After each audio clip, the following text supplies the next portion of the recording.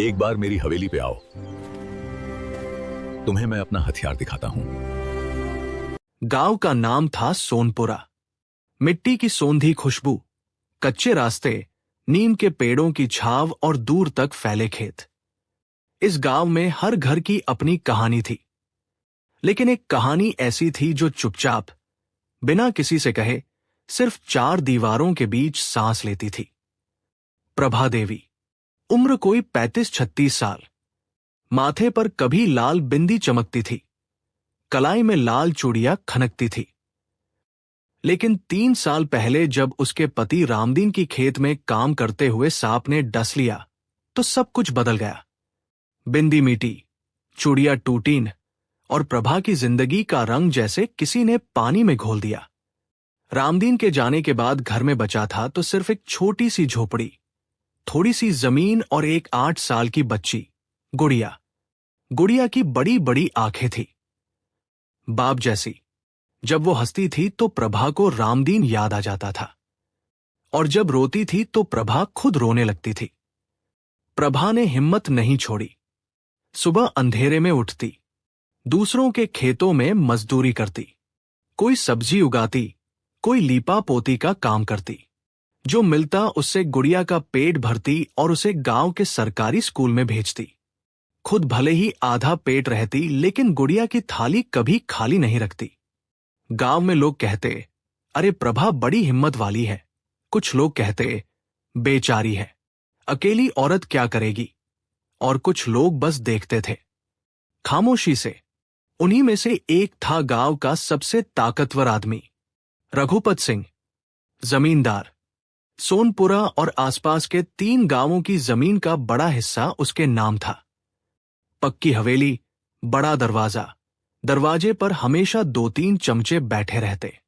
पत्नी थी रघुपत की, रामकली, लेकिन वो ज्यादातर अपने मायके में ही रहती थी।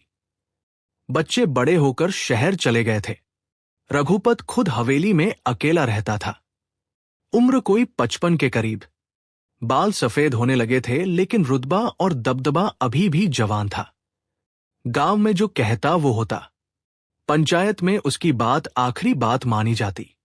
रघुपत की नजर प्रभा पर पहले पहल तब पड़ी थी जब वो अपने खेत के पास से गुजर रहा था और प्रभा वही दूसरों के खेत में काम कर रही थी। पसीने से तर, साड़ी में लिपटी, सिर पर गमछा बांधे, लेकिन फिर भी एक अलग ही गरिमा थी उसमें। काम करते हुए भी वो झुकती नहीं थी। हां, कमर झुकती थी खेत में, लेकिन नजर कभी नहीं। रघुपत ने उस दिन बस देखा और आगे चल दिया, लेकिन दिमाग में कुछ बैठ गया। धीरे धीरे उसने गांव में लोगों से प्रभा के बारे में जानकारी निकालनी शुरू की। कोई शक न करे इसलिए वो बड़ी सफाई से पूछता, अरे वो रामदीन की घरवाली कैसे गुजारा करती है बेचारी? कोई मदद करने वाला है या नहीं? लोग सोचते जमींदार साहब कितने दयालु हैं, बेवाओं की भी चिंता करते हैं। एक दिन रघुपत सिंह सीधे प्रभा की झोपड़ी पर पहुंच गया। साथ में एक थैला था जिसमें चावल, दाल और कुछ गुड़ था। दरवाजे पर दस्तक दी। प्रभा ने दरवाजा खोला। सामने जमींदार को देखकर वो चौंक गई। जमींदार साहब आप यहां? रघुपत ने बड़े इत्मीनान से कहा, हाँ भाई, सुना था तुम अकेली हो। रामदीन तो चला गया, सोचा देख आओ सब ठीक ठाक है ना। प्रभा ने माथे पर आंचल खींचा। ठीक है साहब, आप तकलीफ न करते। कोई तकलीफ नहीं। ये लो थोड़ा अनाज। गांव में सब एक दूसरे के काम आते हैं। प्रभा ने हाथ जोड़े। नहीं साहब, हमें भीख नहीं चाहिए, हम कमा कर खाते हैं। रघुपत ने मुस्कुराया। ये भीख नहीं है, ये पड़ोसी धर्म है, लो रखो। प्रभा को मना करना भारी पड़ा। उसने चीजें ले ली, लेकिन मन में कुछ अटका रहा। रघुपत चला गया। गुड़िया ने पूछा, मां वो कौन थे? गांव के जमींदार। वो क्यों आए थे? प्रभा ने कुछ नहीं कहा, बस चूल्हा जलाने लगी। उस रात प्रभा बहुत देर तक सो नहीं सकी। उसे कुछ अजीब लगा था। रघुपत की आंखें, वो आंखें जिनमें दया कम और कुछ और ज्यादा था। लेकिन उसने सोचा, शायद मैं बेकार सोच रही हूं। बड़े आदमी हैं, मदद करने आए होंगे। अगले हफ्ते रघुपत फिर आया, इस बार बिना थैले के। प्रभा देवी, रामदीन की जो थोड़ी जमीन है उसे कोई देखभाल करने वाला है? नहीं साहब, मैं खुद देखती हूं। अकेली औरत कब तक संभालेगी?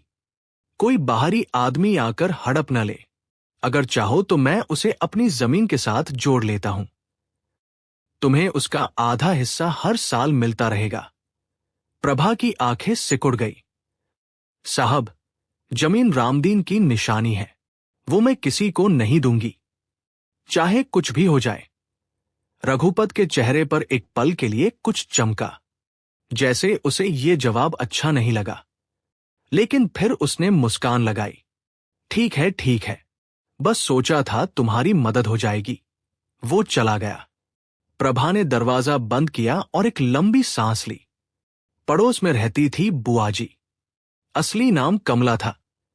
60 साल की बूढ़ी औरत। पूरे गांव की नब्ज उनके पास थी। जो बात किसी को पता ना हो वो बुआजी को पता होती थी। शाम को प्रभा उनके पास गई। बुआजी, रघुपत सिंह 2 बार घर आ चुके हैं। क्या बात है? बुआजी ने भौहें चढ़ाई। 2 बार? हां। बुआजी चुप हो गई। फिर धीरे से बोली, बेटा, तू संभल कर रहना। रघुपत अच्छा आदमी नहीं है। गांव में 3 साल पहले एक बेवा थी, सावित्री।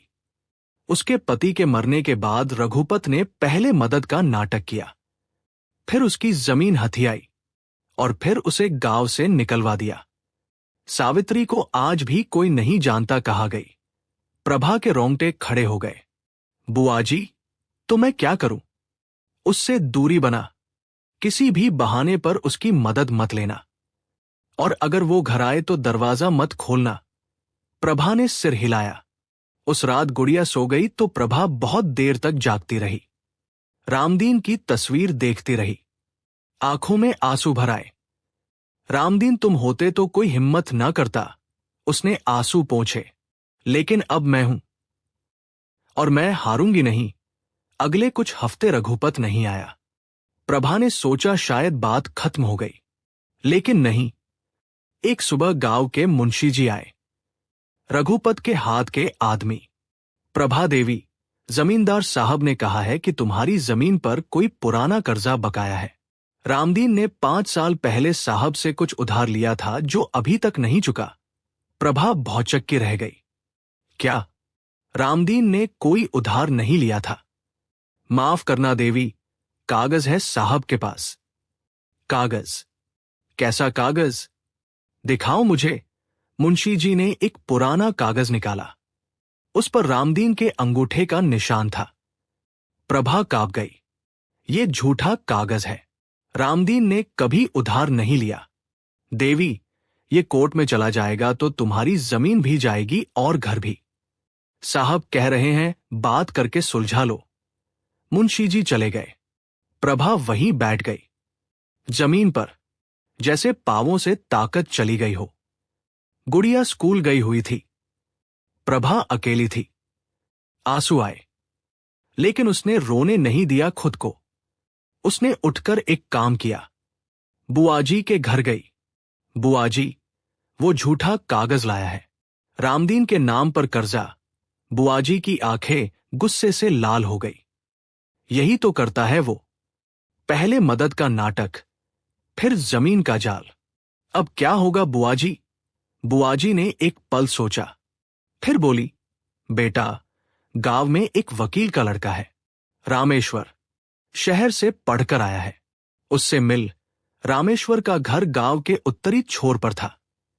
छोटा सा लेकिन साफ सुथरा। दरवाजे पर एक पुरानी साइकिल खड़ी थी। अंदर से किताबों की खुशबू आती थी। प्रभा वहां पहुंची तो रामेश्वर बाहर बैठकर कुछ पढ़ रहा था। उम्र कोई 30 साल के करीब। सांवला रंग, पतला दुबला, लेकिन आंखों में एक तेज था जो पहली नजर में ही दिखता था। भाभी, आइए, बैठिए। रामेश्वर ने उठकर कुर्सी दी। प्रभा बैठ गई। उसने सारी बात बताई। मुंशी जी का आना, कागज की बात, रघुपत का नाम। रामेश्वर ने ध्यान से सुना, बीच में एक भी बार नहीं टोका। जब प्रभा चुप हुई तो वो बोला, भाभी, ये कागज असली है या नकली ये तो देखना पड़ेगा, लेकिन एक बात पक्की है, रघुपत ने पहले भी यही किया है। गांव में 2-3 लोग हैं जिनकी जमीन इसी तरह गई, तो अब क्या होगा? रामेश्वर ने सोचते हुए कहा, पहले वो कागज मांगो, लिखकर मांगो कि उसकी नकल चाहिए। अगर असली कागज है तो वो देंगे, अगर नकली है तो टालम टोल करेंगे। उनकी चाल समझने के लिए पहले यही करना होगा। प्रभा ने सिर हिलाया, और भाभी, एक काम और करो, गांव में जो भी रघुपत से परेशान है उनसे बात करो। अकेले लड़ना मुश्किल है, साथ में लड़ना आसान होता है। प्रभा वापस घर आई, मन में एक नई हिम्मत थी। शाम को गुड़िया स्कूल से आई, थकी हुई थी, लेकिन आते ही मां से लिपट गई। मां, आज मास्टर जी ने मेरी तारीफ की, कहा कि मेरी लिखाई सबसे अच्छी है क्लास में। प्रभा ने उसे गले लगाया, आंखें भर आई। शाबाश मेरी गुड़िया। गुड़िया ने मां का चेहरा देखा। मां, तुम रो क्यों रही हो? खुशी के आंसू है बेटा। गुड़िया समझ नहीं पाई, लेकिन मां की बाहों में और गहरी घुस गई। उस रात प्रभा ने 2 रोटियां खाई और सो गई, लेकिन नींद कहाँ थी? छत को घूरती रही, रामदीन की आवाज कानों में गूंजती रही, प्रभा, गुड़िया को पढ़ाना, चाहे कुछ भी हो जाए। हाँ रामदीन, पढ़ाऊंगी। अगले दिन सुबह रघुपत खुद आया। इस बार अकेला नहीं था, साथ में मुंशी जी और एक और आदमी था। प्रभा ने दरवाजा खोला, लेकिन बाहर नहीं निकली। प्रभा देवी, मुंशी जी से बात हुई। देखो, मैं तुम्हारा दुश्मन नहीं हूं। कर्जा तो है, लेकिन मैं यह भी नहीं चाहता कि तुम्हारी जमीन जाए। हम आपस में बात करके कुछ रास्ता निकाल सकते हैं। प्रभा ने सीधी आंखों से रघुपत को देखा। साहब, आप जो कागज दिखा रहे हैं उसकी नकल चाहिए मुझे, लिखित में। रघुपत का चेहरा एक पल के लिए अकड़ गया। नकल? क्यों? क्योंकि मुझे जांचना है। रामदीन ने कोई उधार लिया था तो मुझे याद नहीं। पहले कागज देखूंगी तब बात करूंगी। रघुपत ने मुंशी जी की तरफ देखा। मुंशी जी बोले, देवी, ये तो बड़े साहब हैं, इन पर भरोसा रखो। प्रभा ने कहा, भरोसा भी रखती हूं साहब, लेकिन कागज तो दिखाइए। रघुपत ने एक लंबी सांस ली। ठीक है, नकल मिल जाएगी, लेकिन प्रभा देवी, एक बात समझो, गांव में अकेली औरत को तकलीफें होती हैं। मैं चाहता हूं कि तुम्हें कोई तकलीफ ना हो। प्रभा ने हाथ जोड़े। आप बहुत दयालु हैं साहब। रघुपत चला गया। प्रभा ने दरवाजा बंद किया और दीवार से टिक गई। दिल जोर जोर से धड़क रहा था, लेकिन बाहर उसने एक भी बार कांपने नहीं दिया खुद को। 3 दिन बाद मुंशी जी कागज की नकल लेकर आए। प्रभा ने वो नकल लेकर सीधे रामेश्वर के पास पहुंचाई। रामेश्वर ने कागज को बड़े ध्यान से पढ़ा, उल्टा पुल्टा देखा, फिर एक जगह उंगली रखी। भाभी, देखो यहां। क्या है? रामदीन के अंगूठे का निशान है, लेकिन तारीख देखो। ये कागज उस साल का है जब रामदीन बीमार थे और 6 महीने बिस्तर पर थे। तुम्हें याद है? प्रभा ने माथे पर जोर दिया। हां, उस साल रामदीन को बुखार आया था, लंबे समय तक। तो वो घर से बाहर नहीं निकले होंगे। नहीं, बिल्कुल नहीं। डॉक्टर घर पर आता था। रामेश्वर की आंखें चमकी। भाभी, ये कागज झूठा है। उस साल रामदीन जमींदार के पास जा ही नहीं सकते थे। ये किसी और का अंगूठा है जो रामदीन का बताकर लगाया गया है। प्रभा का खून उबलने लगा। ये बेईमान, रामेश्वर ने कहा, लेकिन हमें ये साबित करना होगा। इसके लिए गांव के उन लोगों की गवाही चाहिए जो उस साल रामदीन की बीमारी के गवाह थे। डॉक्टर का रिकॉर्ड चाहिए अगर हो तो। प्रभा को याद आया, उस साल पड़ोस की चाची हर रोज दवाई देने आती थी, और सरकारी डॉक्टर आया था 2-3 बार। शायद उनके पास रिकॉर्ड हो। बस यही काफी है, तुम गवाह जुटाओ, मैं कागजी काम संभालूंगा। अगले हफ्ते प्रभा गांव में एक एक दरवाजे पर गई। कुछ लोगों ने उसे देखकर दरवाजे अंदर से बंद कर लिए। रघुपत का डर था। जमींदार का दुश्मन बनना कोई नहीं चाहता था। लेकिन कुछ लोग मिले जो अंदर से टूटे हुए थे। हरिया चाचा, जिनकी आधी जमीन रघुपत ने 5 साल पहले इसी तरह के कागज से हथियाई थी। वो रोए जब प्रभा ने बात की। बेटी, मुझसे भी यही हुआ था, लेकिन मैंने किसी को नहीं बताया। डर के मारे चुप रहा। चाचा, अब चुप मत रहो, मेरे साथ आओ। हरिया चाचा ने एक पल सोचा, फिर बोले, ठीक है बेटी, जो होगा देखा जाएगा। दूसरी मिली रामती, जिसके पति की नौकरी रघुपत की वजह से गई थी। उसका भी गुस्सा अंदर ही अंदर सुलग रहा था। मैं भी आऊंगी। तीसरे मिले सुक्खू काका, जो रामदीन के पुराने दोस्त थे और जिन्होंने उस बीमारी के साल रामदीन की सबसे ज्यादा सेवा की थी। मैं गवाही दूंगा, रामदीन मेरा भाई था, उसके नाम पर यह झूठ नहीं सहूंगा। धीरे धीरे एक छोटा सा समूह बन गया। जब यह बात रघुपत तक पहुंची तो उसका मुंशी फिर आया। प्रभा देवी, साहब कह रहे हैं कि तुम बेकार में झंझट मोल ले रही हो, आपस में बात करो, सब ठीक हो जाएगा। प्रभा ने कहा, मुंशी जी, साहब से कहिए कि आपस में बात तब होती है जब दोनों तरफ ईमानदारी हो। झूठे कागज लेकर बात नहीं होती। मुंशी जी चुप होकर चले गए। उस शाम रघुपत हवेली की छत पर बैठा था। उसे पहली बार लगा कि यह औरत जितनी आसान लगती थी उतनी है नहीं। उसने अपने चमचे को बुलाया, उस प्रभा को समझाओ, घर आने वाले लोगों से मिलने मत दो उसे, रास्ते में रोको। चमचे ने सिर हिलाया। अगले दिन जब प्रभा हरिया चाचा के घर जा रही थी तो रास्ते में 2 लड़के मिले। कहाँ जा रही हो? अपने काम से, घर पर रहो, ज्यादा इधर उधर मत घूमो। प्रभा रुकी। उसने उन दोनों को ऊपर से नीचे देखा। हटो रास्ते से, भाभी बड़े साहब नाराज हो जाएंगे। होने दो, प्रभा ने कहा और सीधे उनके बीच से निकल गई। लड़के हैरान रह गए। उस रात बुआजी के घर में छोटी सी बैठक हुई। प्रभा, रामेश्वर, हरिया चाचा, सुक्खू काका, रामती और बुआजी। रामेश्वर ने कहा, अगले हफ्ते तहसीलदार साहब गांव आ रहे हैं दौरे पर। वो सरकारी अधिकारी हैं। अगर हम उन्हें सबूत दिखा सके तो रघुपत का कागज रद्द हो सकता है। हरिया चाचा ने कहा, लेकिन तहसीलदार तक पहुंचेंगे कैसे? रघुपत उन्हें भी अपने पास बिठा लेगा। रामेश्वर ने कहा, इसीलिए हम सब साथ जाएंगे। एक अकेली औरत को वो रोक सकता है, 10 लोगों को रोकना मुश्किल होगा। प्रभा ने कहा, और अगर वो वहां भी रोके? बुआजी ने कहा, तो हम चिल्लाएंगे जोर से, खुले में, सब सुनेंगे। सब एक दूसरे की तरफ देखने लगे और फिर एक एक करके सबने सिर हिलाया। प्रभा घर आई। गुड़िया सो रही थी। उसने बेटी के माथे पर हाथ रखा। गुड़िया, तेरी मां डरेगी नहीं, लड़ेगी। रात को चांद की रोशनी में झोपड़ी की मिट्टी की दीवारें चमक रही थी। प्रभा की आंखों में नींद नहीं थी, लेकिन पहली बार एक अजीब सा सुकून था। जंग अभी बाकी थी, लेकिन अकेले नहीं लड़नी थी।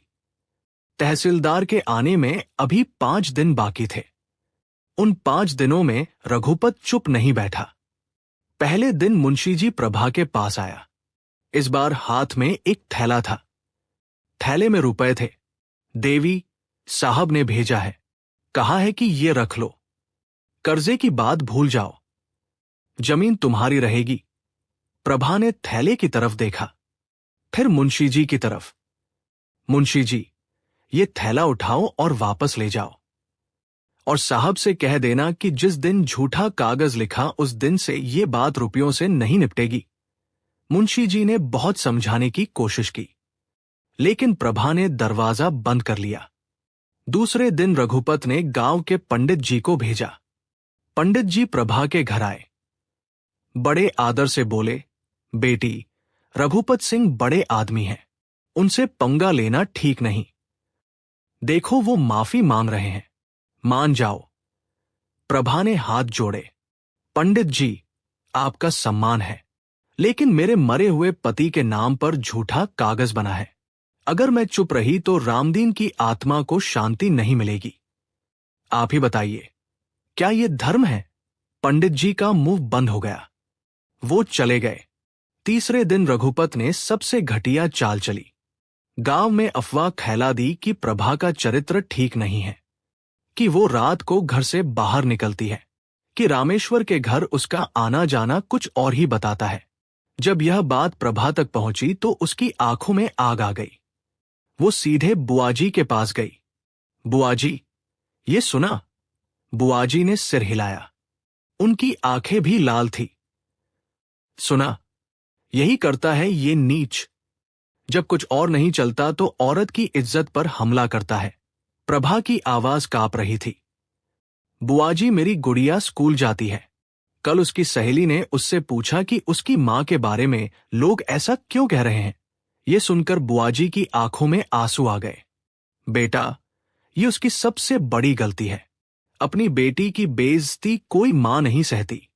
प्रभा ने दांत भींचे। नहीं सहूंगी। उसी शाम प्रभा रामेश्वर के पास गई। उसने साफ कहा, भैया, अब और इंतजार नहीं। कल हम तहसीलदार के डेरे पर जाएंगे। 5 दिन रुकने की जरूरत नहीं। रामेश्वर ने उसका चेहरा देखा। उसमें एक नई आग थी। ठीक है भाभी, कल सुबह सब इकट्ठा होंगे। अगली सुबह सूरज अभी पूरी तरह निकला भी नहीं था। प्रभा के घर के बाहर एक छोटा सा जुलूस खड़ा था। हरिया चाचा, सुक्खू काका, रामती, बुआजी और 5-6 और लोग जो रघुपत से डरते थे लेकिन आज हिम्मत करके आए थे। गुड़िया ने मां का हाथ पकड़ा। मां, मैं भी चलूंगी। प्रभा ने उसे देखा। नहीं बेटा, तू स्कूल जा। मां। गुड़िया, प्रभा ने उसके कंधे पकड़े। तू पढ़, यही तेरा काम है। मां का काम मां करेगी। गुड़िया की आंखें भर आई। उसने मां को गले लगाया। मां, तुम जीतोगी। प्रभा ने उसके माथे को चूमा। हाँ बेटा, जीतेंगे। तहसीलदार का डेरा गांव से 3 किलोमीटर दूर था। पक्की सड़क के किनारे एक सरकारी बंगला।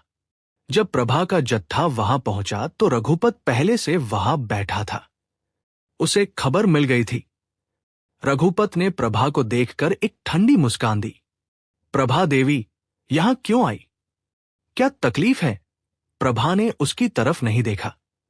सीधे अंदर की तरफ बढ़ गई। चपरासी ने रोका। साहब से मिलना हो तो नाम लिखाओ। रामेश्वर आगे आया। भाई, ये जरूरी मामला है। हम सरकारी फर्जीवाड़े की शिकायत लेकर आए हैं। चपरासी हिचका। रामेश्वर की बात में एक वजन था। अंदर से आवाज आई। कौन है? चपरासी ने अंदर जाकर बताया। थोड़ी देर बाद बाहर आया। साहब बुला रहे हैं। रघुपत का चेहरा बदला। तहसीलदार का नाम था श्रीनिवास यादव। उम्र 45 साल। सरकारी नौकरी में 20 साल हो गए थे। बहुत कुछ देखा था। लेकिन जब प्रभा ने अंदर कदम रखा और पीछे इतने लोग देखे तो वो सीधे होकर बैठ गए। बैठिए, बताइए क्या मामला है? प्रभा ने खड़े होकर बात की। एक एक बात, बिना कापे। साहब, मेरे पति रामदीन उस साल 6 महीने बीमार थे। बिस्तर से नहीं उठ सकते थे। लेकिन जमींदार रघुपत सिंह ने एक कागज बनाया है जिसमें उसी साल का अंगूठा निशान है। कागज कहता है कि रामदीन ने उधार लिया था। ये झूठ है साहब। तहसीलदार ने कागज मांगा। रामेश्वर ने नकल आगे रखी। तहसीलदार ने पढ़ा।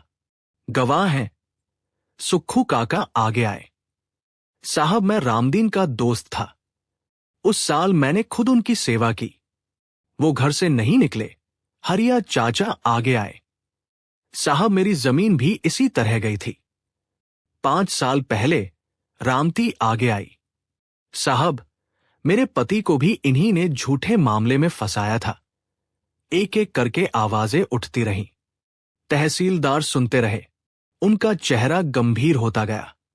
फिर उन्होंने रघुपत की तरफ देखा जो बाहर खड़ा था। रघुपत सिंह, अंदर आइए। रघुपत अंदर आया। उसके चेहरे पर अभी भी रुतबा था। साहब, ये सब बेकार की बातें हैं। ये औरत गांव में झगड़ा करवाना चाहती है। तहसीलदार ने कागज उठाया। ये कागज आपने बनाया? हाँ साहब, असली कागज है। तारीख देखिए। रघुपत ने देखा। उस साल रामदीन बीमार थे, बिस्तर पर। गवाह है। रघुपत ने कहा। साहब, ये सब मिले हुए हैं। तहसीलदार की आंखें सख्त हो गई। रघुपत सिंह, मैंने 20 साल नौकरी में बहुत कुछ देखा है। एक बेवा अपने बच्चे को लेकर 10 लोगों के साथ यहां आई है, और आप कह रहे हैं कि ये सब मिले हुए हैं। रघुपत चुप हो गया। ये कागज मैं जांच के लिए भेज रहा हूं। जब तक जांच न हो जमीन पर कोई दावा नहीं होगा। और अगर कागज नकली निकला तो? तहसीलदार रुके। रघुपत की आंखों में आंखें डालकर बोले, तो मामला पुलिस के पास जाएगा। रघुपत का रुतबा जैसे पिघल गया। बाहर निकलते हुए सुक्खू काका की आंखें भरी हुई थी। हरिया चाचा ने प्रभा का हाथ थामा। बेटी, तूने कर दिखाया। रामती ने कहा। प्रभा, तूने हम सबकी आवाज बनी। रामेश्वर मुस्कुराया। भाभी, ये पहला कदम था। लड़ाई अभी पूरी नहीं हुई, लेकिन रघुपत अब डरेगा। प्रभा ने कुछ नहीं कहा, बस आसमान की तरफ देखा। रामदीन, तुम्हारा नाम साफ रहेगा। 2 हफ्ते बाद जांच की रिपोर्ट आई। कागज नकली था। अंगूठे का निशान किसी और का था। तहसीलदार ने मामला पुलिस के पास भेजा। रघुपत सिंह पर मुकदमा दर्ज हुआ। जमींदार की हवेली के बड़े दरवाजे पर पुलिस की गाड़ी खड़ी थी उस दिन। गांव के लोग देखते रहे। जो रघुपत कभी एक उंगली से फैसले करता था, आज उसके हाथों में हथकड़ी थी। गांव में खबर फैली तो लोग घरों से बाहर निकले। कुछ ने प्रभा को देखा तो सिर झुका लिया। वो जो दरवाजे बंद कर लेते थे, वो आज बाहर खड़े थे। प्रभा ने किसी को कुछ नहीं कहा। वो घर की तरफ चल दी। उस शाम गुड़िया स्कूल से आई तो मां को देखकर दौड़ी। मां, सच बताओ, क्या हुआ? प्रभा ने उसे बाहों में भर लिया। बेटा, जमीन हमारी है, तेरे बाप की जमीन। गुड़िया की आंखें फैल गई। सच में? सच में। गुड़िया ने जोर से मां को पकड़ लिया। दोनों वहीं आंगन में बैठ गई। चांद निकल आया था। नीम की पत्तियां हवा में हिल रही थी। प्रभा ने गुड़िया के बाल सहलाए। गुड़िया, एक बात याद रखना। क्या मां? जो डरता नहीं, वो हारता नहीं। गुड़िया ने मां की तरफ देखा। उसकी आंखों में मां की छवि थी, और उस छवि में एक ऐसी औरत थी जो झुकी नहीं, टूटी नहीं। मां, मैं भी तुम जैसी बनूंगी। प्रभा की आंखें भर आई। तुम मुझसे भी बड़ी बनेगी, पढ़ लिख कर, दुनिया देखकर। कुछ महीने बाद हरिया चाचा की जमीन का मामला भी खुला। पुराने कागज जांचे गए। उनकी भी जमीन वापस हुई। रामती के पति का नाम साफ हुआ। रघुपत सिंह की हवेली पर ताला लग गया। मुकदमा चला। गांव के लोग जो उससे डरते थे, वो अब एक एक करके सामने आने लगे। रामेश्वर ने गांव में एक छोटी सी पाठशाला शुरू की, जहां बड़े लोग भी पढ़ सकते थे, अपने हक के बारे में जान सकते थे। प्रभा वहां हर शनिवार को आती, गांव की औरतों से बात करती, उन्हें बताती कि डरना नहीं है। 1 साल बाद गुड़िया का स्कूल में पहला नंबर आया। उस दिन प्रभा ने छोटा सा दिया जलाया, रामदीन की तस्वीर के सामने। देखा रामदीन, तुम्हारी गुड़िया पहले नंबर पर आई। उसने आंखें पोंछी। और जो लोग कहते थे कि अकेली औरत क्या करेगी, उन्हें जवाब मिल गया।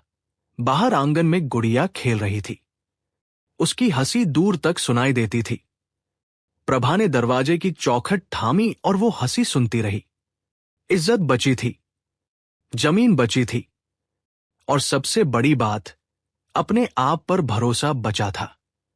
जिंदगी ने बहुत कुछ छीना था, लेकिन जो नहीं छीन पाई वो था प्रभा का हौसला। और वही हौसला उसकी असली दौलत था। जिंदगी हर बार रोशनी नहीं देती, कभी कभी खुद दिया बनना पड़ता है। प्यारे दोस्तों, कहानी अगर पसंद आई हो तो वीडियो को लाइक करें और चैनल को सब्सक्राइब जरूर करें। और भी ऐसी ही दिलचस्प कहानियां देखने के लिए मिलते हैं अगली वीडियो में। तब तक के लिए जय श्री राम।